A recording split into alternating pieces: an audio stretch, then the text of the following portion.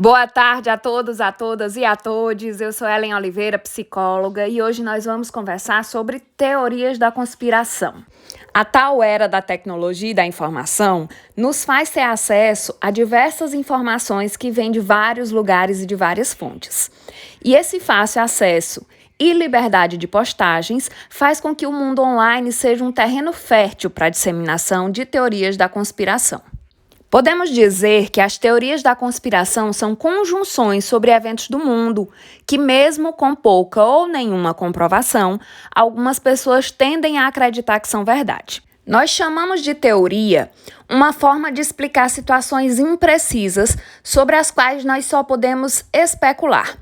Porém, a maioria das teorias da conspiração fala sobre eventos já explicados e documentados. Então, por que elas surgem e como? As teorias da conspiração costumam nascer e ficar populares em contextos mais instáveis e difíceis. Momentos como guerras, disputas políticas e crises de várias esferas sociais são um berço para esse tipo de teoria. Nesses meios há um clima de tensão e paranoia que aumenta a insegurança com o mundo, e nesses momentos as pessoas tendem a se sentir inseguras e confiam menos umas nas outras e nas autoridades. Além das questões de desconfiança no mundo, alguns mecanismos mentais entram na jogada. Muitas vezes, as teorias da conspiração surgem para explicar grandes tragédias. Isso é ainda mais comum se a calamidade envolver pessoas comuns. Então, muitas vezes, as pessoas se veem no lugar da pessoa prejudicada e isso é difícil de aceitar. Esse sentimento pode gerar medo e ansiedade e o sujeito sente que precisa se proteger dessa ameaça. Assim, é melhor para a pessoa que se identifica com uma vítima acreditar que é tudo um complô.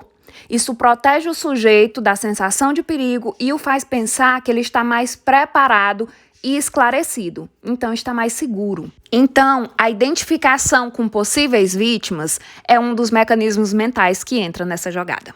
Outro mecanismo mental é a proteção contra grupos hostis. Quando nós olhamos ao nosso redor e percebemos situações injustas, é comum que nós busquemos um culpado para isso. E é assim que acontece com a crença em teorias da conspiração. Ou seja, quando um culpado é apontado, seja uma pessoa ou um grupo, e as pessoas sentem necessidade de se proteger dessas pessoas hostis. Além disso, quando a teoria da conspiração ganha novos adeptos, há uma sensação de identidade de grupo que acaba alimentando a força da crença. Um outro mecanismo é a explicação para eventos do mundo. Uma razão comum para as pessoas acreditarem em teorias da conspiração é buscar entender o que acontece num mundo caótico. Muitas vezes a realidade é obscura, difícil de explicar ou entender. Então o cérebro busca qualquer explicação que faça sentido e, acima de tudo, que seja coerente com o que ele acha e acredita. Aí as teorias da conspiração bem completas nos trazem algum alívio, por mais absurda ou controversa que seja. Um outro mecanismo mental são os atalhos cognitivos. Nossa mente nem sempre escolhe crer no que é real. Muitas vezes ela opta pelo mais fácil de entender. Essa é uma forma do nosso cérebro nos proteger e evitar o nosso desgaste. Então nós temos assim uma economia cognitiva. Uma explicação complexa, desorganizada e mais realista pode ser muito confusa.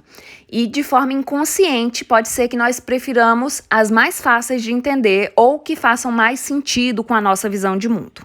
Além disso, nós temos a necessidade de controle. Um mundo sem explicação e bagunçado nos deixa paranoicos e ansiosos. Então, as explicações que façam sentido para a mente dão a sensação de que nós estamos no controle porque nós entendemos a situação difícil. Nosso cérebro está sempre tentando lidar com o caos do mundo.